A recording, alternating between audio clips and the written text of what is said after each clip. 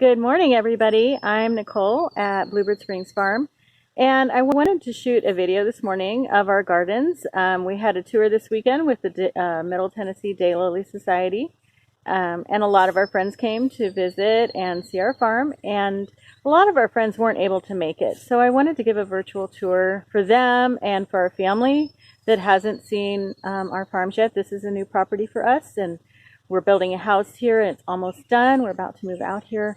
So not many people have seen our gardens, and I just wanted to do a little quick tour to show people around. It's probably going to be several parts because we have a lot of gardens to show. So here's part one of our garden tour.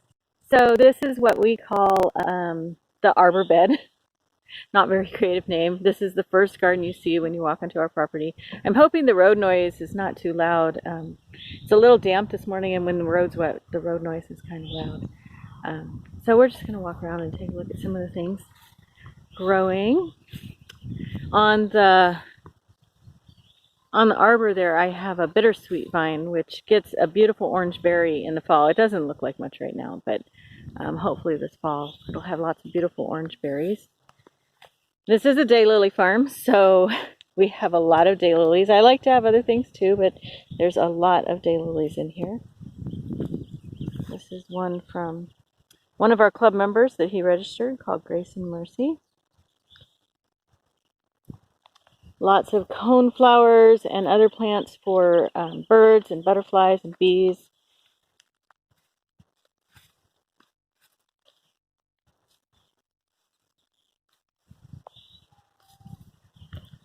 And I haven't deadheaded or gotten rid of all these old blooms today, so you'll have to forgive me for that. Peggy Jeffcoat, always a big, beautiful, light-colored double. And more coneflowers. I never had coneflowers get so tall. These are probably going on 5 feet now. So I have them in the front of my flower beds, and they're blocking a lot of plants. I'm going to have to move them. I've just never had them so tall that I would need to worry about them blocking other plants. Same with this yarrow. I grew this one from seed, so I really didn't know what to expect, and it's just gotten so huge. Here is one of my favorite daylilies called Jackie Canner. I got it from a good friend named Jay and Peggy, and they were some of the people who couldn't make it to our tour yesterday. So I have a lot of plants from them. The one behind it is also from them, Painted Bunting.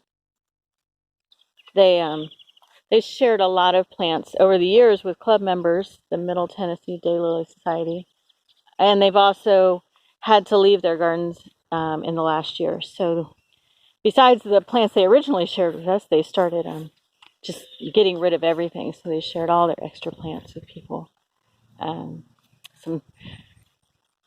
Some sunflowers that came up from my bird feeder.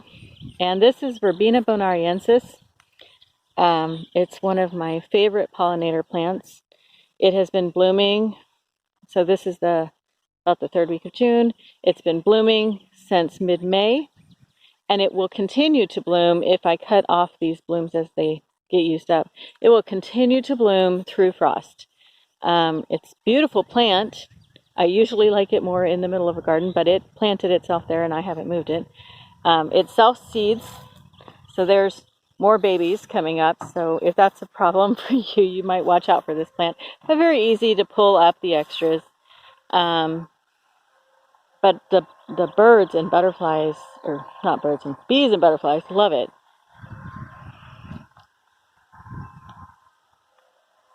A smoking gun and Space Coast gator eyes.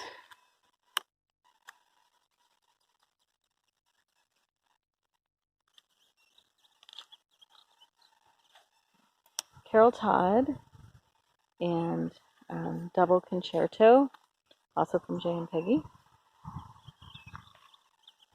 This white flower was a gift from another daylily friend. It's called Calamaris or false aster. And it's another plant that blooms the entire season. It started a couple weeks ago and it will just get bigger and bigger, and it will go through frost. It's just a really great little filler plant.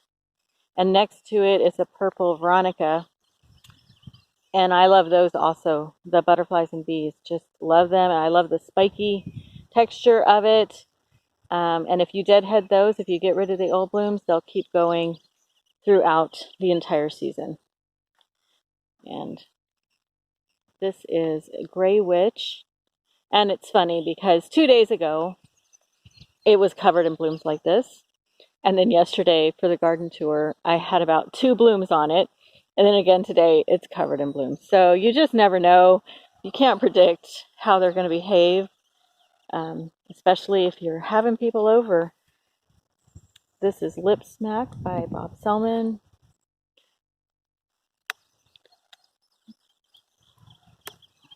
Rid of some old blooms. Very bright in the garden. If you love reds and yellows, you can see this from a long way off. It's a very pretty plant.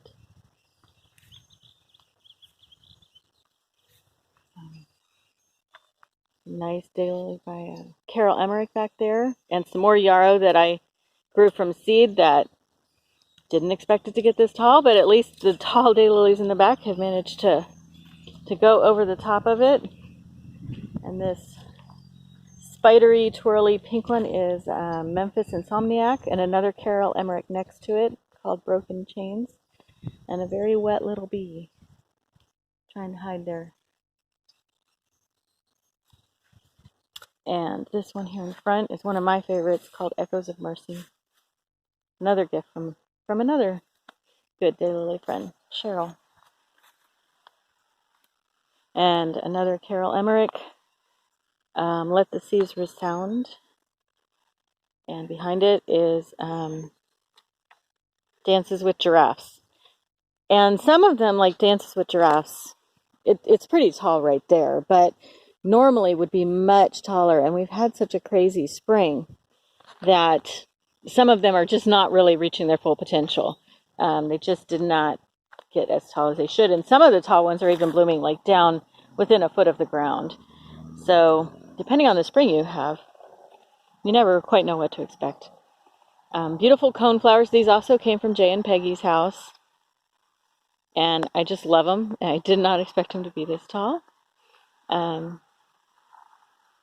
We've got some pretty grasses behind here that are filling in, and then in another couple months they'll start sending out some seed stalks that make them really pretty in the fall months.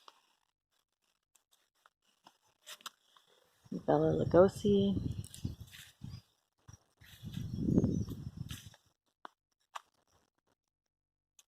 Got Get Jiggy, which usually has a really nice little pattern to it. It's a little hard to see with all the raindrops on it right now. And Pickup Lines.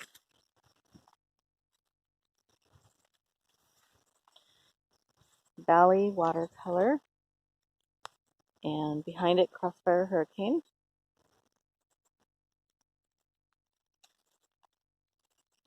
And back here in the back is Shenandoah Dusk. And I grew that. A friend, another daylily grower, Julie Covington, gave me some proliferations from that plant when I visited her garden 2 years ago. And I'll explain what proliferations are in another video. That's kind of a whole video all by itself.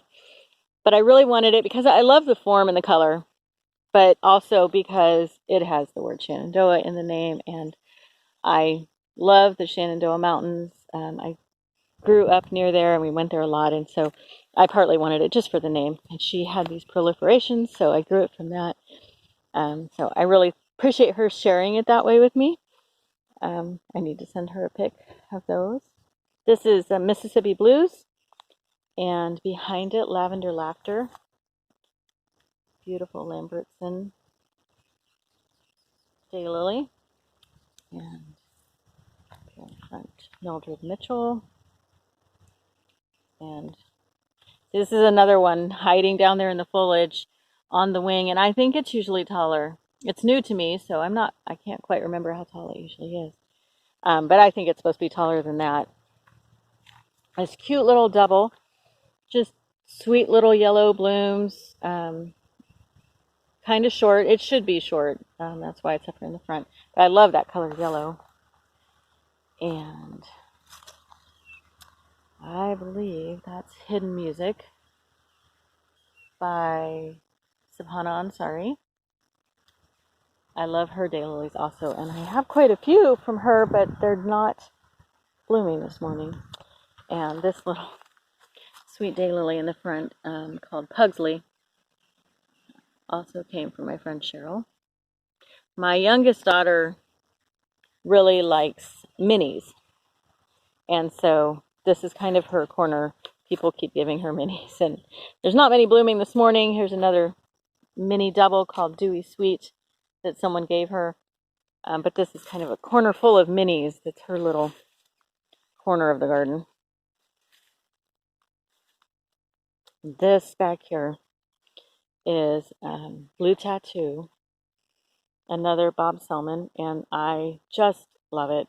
The colors in there are just exquisite. It's really beautiful with these raindrops on it. And the bush behind this, everyone seemed really interested in it. It's a Brandywine viburnum. It's about 5.5 feet tall right now. We transplanted it from our previous house out here to the farm, so it's kind of taken a hit, and maybe it'll recover and get a little bigger. It gets a blueberry on it, so all these berries that are forming now will be turning into blueberries that the birds are supposed to love. So that should make it really pretty here on the corner of the garden too. We have Asian fairy bluebird down here in the front, another Lambertson.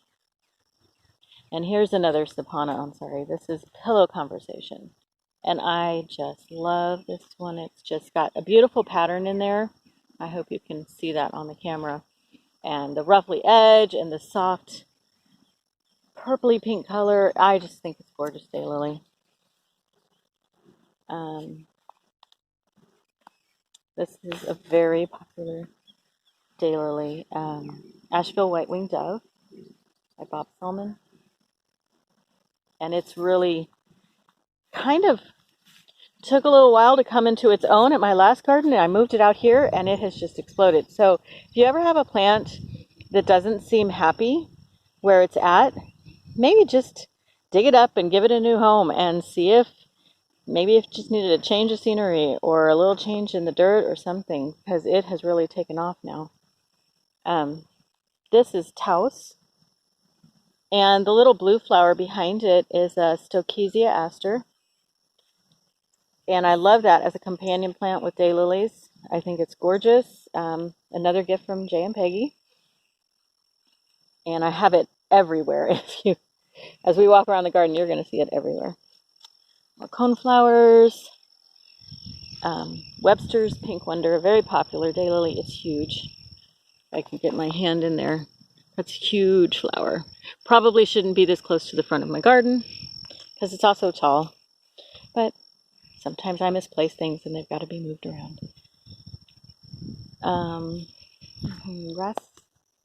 Rascal Fringe, I believe. This one. And we have a 9-bark, a summer wine 9-bark back behind there. Gives some structure to the middle of the garden, some height.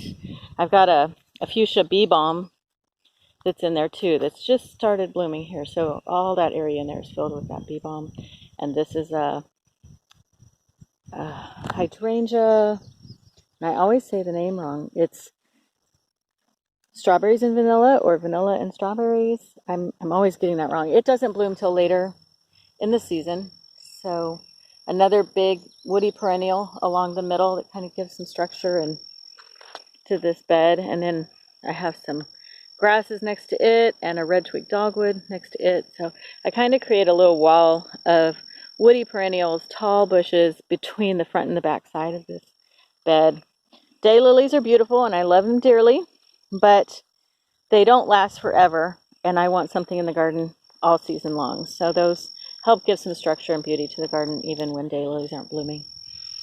This is Forbidden Fantasy and Evening Rapture. Another giant yarrow that I grew from seed that got way bigger than I thought it would. But it looks really nice with some of these daylilies next to it. That's Linda Carroll by Bob Selman. And this is Petticoat Government, also by Bob Selman. And I just don't know what the camera is going to be able to pick up. That one's a little caught up on itself there. Just a beautiful peachy yellow blend with a nice ruffly edge. One of my favorites. And back here is Galaxy Explosion. And then another one of those false asters, the Calamaris back there, and some Moonbeam Coreopsis in front of it. Some black and blue salvia. And then there's a Henry Eiler's Rudbeckia behind there. It's not blooming yet, so soon. Another gift from a friend. Garden friends are the best. Some Siberian Iris and some white Veronica. And that kind of does it for the arbor bed behind me, in front of me. This is a magnolia. It's a gift from my husband. It's a yellow flowered magnolia. It's just a baby. It's really struggled this spring. We had a very late freeze.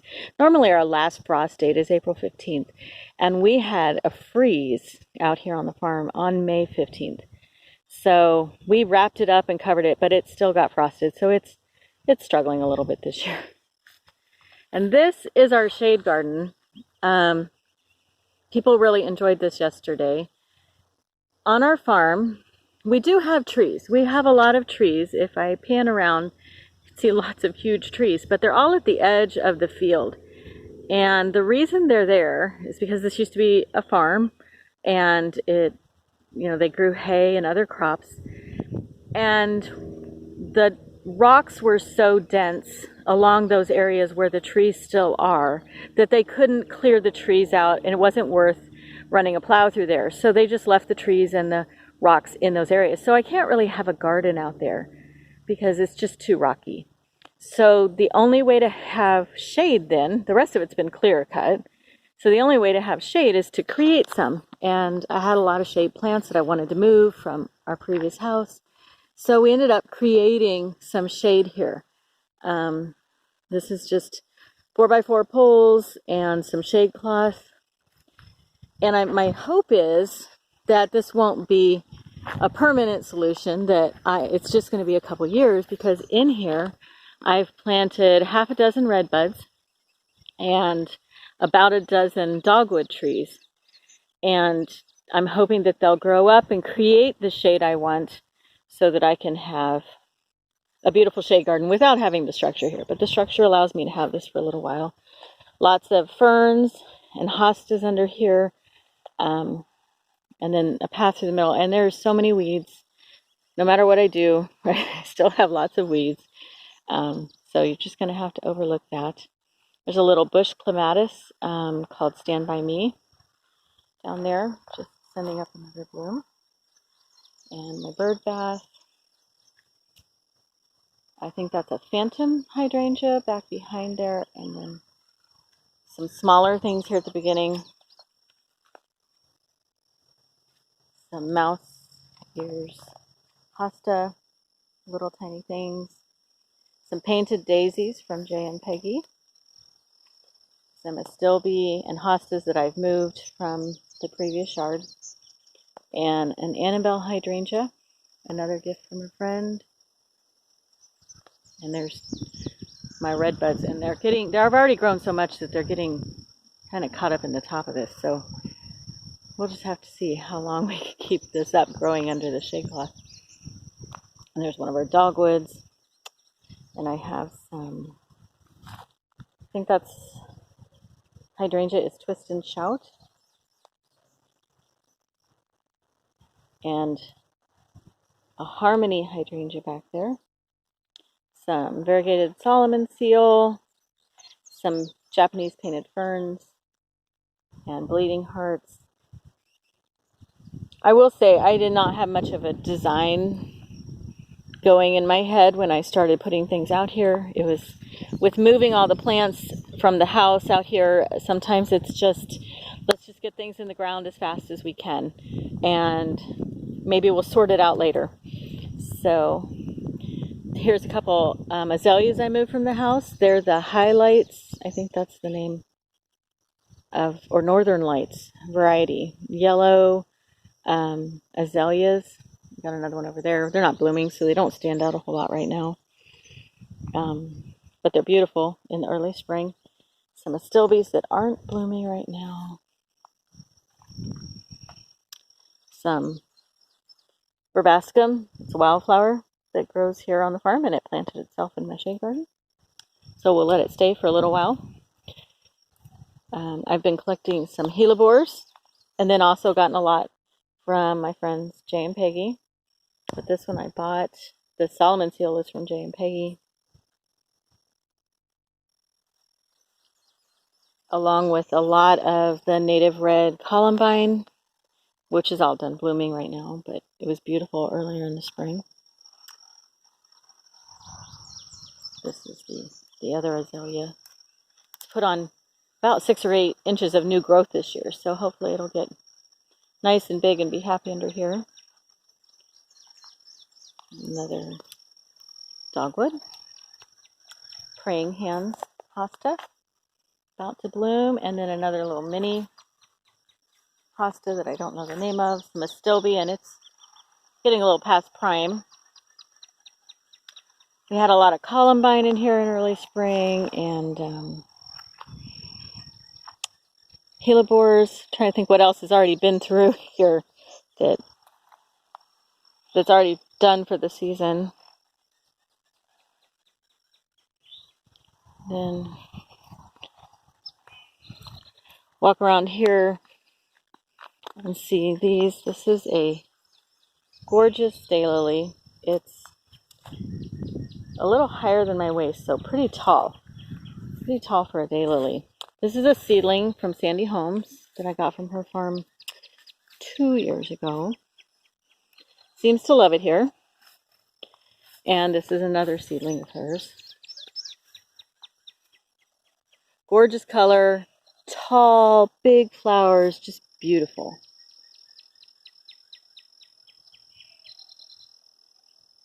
And then one more seedling. This is not Sandy Holmes, it's someone else's. But again, big and beautiful. And this is actually under the shade cloth. Now, the shade cloth went up in March.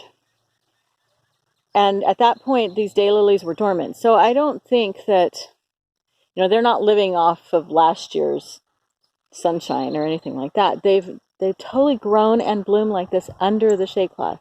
Now they are on this outside edge. So they do get, so this is the edge of the shade cloth. They do get a little bit of light coming in from the side. But if you're in a warm climate, like we are down here in southern middle Tennessee, zone 7A, your daylilies can take some shade. And obviously not affecting the amount of blooms on this plant at all. Crazy amount of blooms. The size is great, the color is great. So don't be afraid to put daylilies in a little bit of shade. Not a lot of shade, but a little bit of shade. Always remember, one of the most important things you can do for a daylily is give it water. They just, very thirsty plants. They need their water. And I realized I wanted to show you something in the shade bed. I'm going to trip on something trying to walk across here. Back here, blooming, is a bottle brush buckeye. It's about 6.5 feet tall. We moved this from the previous house. We moved it while it was dormant in about February. And we weren't really sure it would make it, but we didn't want to leave it behind. We really love this plant. The hummingbirds love it. It blooms in a time of year where there's not always a lot of shrubby plants blooming. So we really really enjoy this plant and wanted to bring it with us, and it has survived beautifully. So we're really excited about that. I haven't seen any hummingbirds on it yet, but I haven't had time to sit here and watch for them either. And I'll just show you, finish up with this one little quick look. Below me is just leaves. So in this part, I have leaves as my ground cover throughout the whole shade garden. We get them in the fall from a lot of friends and neighbors. They bag them up and we come and pick them up. And I use them as mulch. I put them in compost piles. It's a great free resource and a way to keep stuff like that out of the landscape pile or the trash piles. But I also, in this area, haven't planted anything. It was just, you can hear me crunching leaves, just a bunch of grass. And I will want to plant here. I have a bunch of hydrangeas that I want to put here. So for now, I put down cardboard and layered lots of leaves on top, and that will kill this grass and create a good soil underneath of it. And when I'm ready to plant those hydrangeas, probably this fall, this will be beautiful to work in. So if you don't want to use chemicals and you have a little bit of time, layering stuff like this on top of a patch of ground that you want to plant later is a great way to get rid of those weeds and grasses. Obviously, haven't gotten rid of all the weeds and grasses, but I'm working on it. Well, thanks for walking along with me in the garden today. I still have a lot more garden out there, but I will do that probably another day. And I hope you'll join us again. Bye.